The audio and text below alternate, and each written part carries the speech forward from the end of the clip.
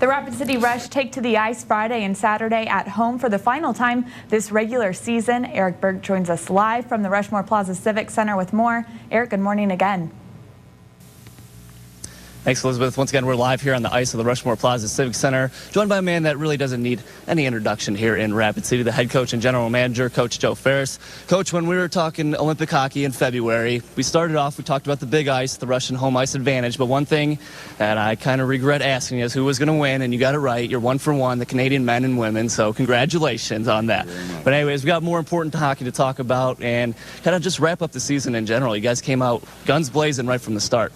Well, I think looking at it right now, we're 16 games over 500. The boys are competing real hard. Obviously, the first half of the season was outstanding, going 20-3 the first 23 games, and then the second half. You know, we're always trying to shoot for that 40-win season here, and it's still in our grasp right now. But yeah, with all the injuries and the travel and playing every other day after Christmas here, really proud of the way the guys are competing hard. And you know, we're trying to secure that home ice for the playoffs here. We know we got a big battle here our next 5 games against Brampton, 2 here, then the 30-hour trek up to Toronto. But yeah, no, all in all, just very happy with the guys, and hopefully going into the playoffs here, we get everybody back healthy.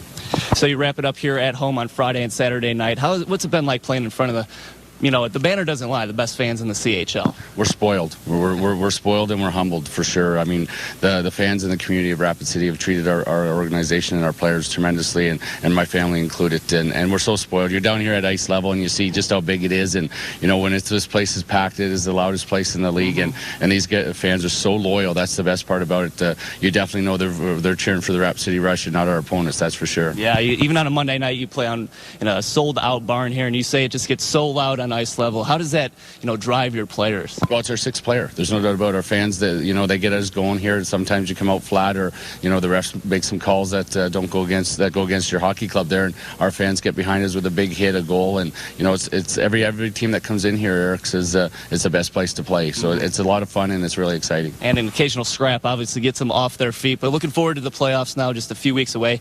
What do you have to focus on to be successful? The biggest thing for us is to play our game. We've got to be real simple. We've got to stay out of the box. We're a team that's real quick up front. We got some big guys on the back end, and we got to just kind of, be a real simple hockey team and be a team that gets pucks deep and get pucks to the net here and just go after every team we play and not sit back. Well, thank you very much, Coach. We'll have more with Coach Ferras, and I do see a big bucket of pucks on the ice, so I'm sure we'll have a little shooting practice here early on this Thursday morning. But for now, we're going to send it back to Lewis and Elizabeth in the studio. Thanks, Eric. Well, I'm very excited to see Eric take some pucks from Coach, but we're also giving you the chance to see the Rapid City Rush play in those final 2 home games of the regular season. And for your chance to win, just head to our website, newscenter1.tv, and click on the contest tab at the top of the page. Always a great second period, where players dash with skates of flash. The home team trails behind, but they grab the puck and go bursting up, and they're down across the line.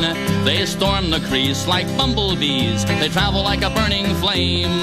We see them slide the puck inside. It's a 1-1 hockey game. Good Thursday morning, everyone. Welcome back to News Center 1 today, 6:46 on a chilly Thursday morning. We're on the ice of the Rushmore Plaza Civic Center, joined by Rapid City head coach and general manager, Coach Joe Ferras. So you guys are at home here Friday and Saturday, then you're going north of the border to Canada, and that finishes up the regular season. But looking ahead to the playoffs right now, you guys are looking pretty hot, but who's hot around the league? Well, Denver's been outstanding here the last 20 games or so, and then Arizona's picked up some good players from Europe here the last little bit, Eric. So they beat Denver last night, so they're going to be a team that to really contend with.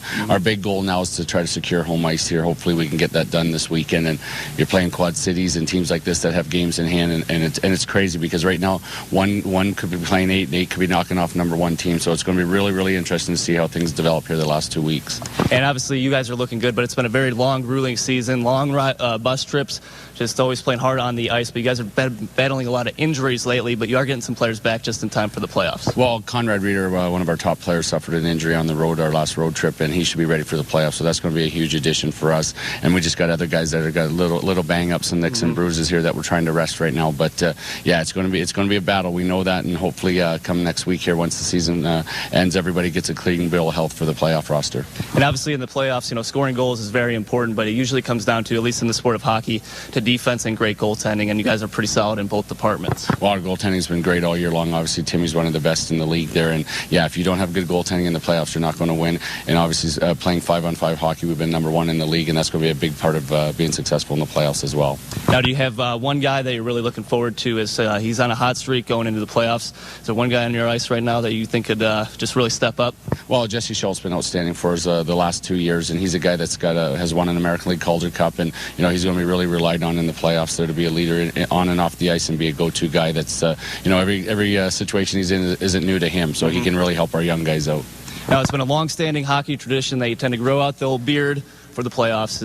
Who do you think is going to win the playoff beard race? Well, right now, Ryan Palmer's already got it going into the regular season, but these guys, it's such a superstitious time of the year, and once that last game is done up in Brampton, everybody will be shaving and ready to go, and hopefully it's a 6-week beard that they keep going. By the time you raise that cup, sounds good to me. But, Coach, thank you so much for joining us this morning. Obviously, the best of luck to you and your team, not only this weekend, the following weekend, and heading into the playoffs. And thanks for taking it easy on me between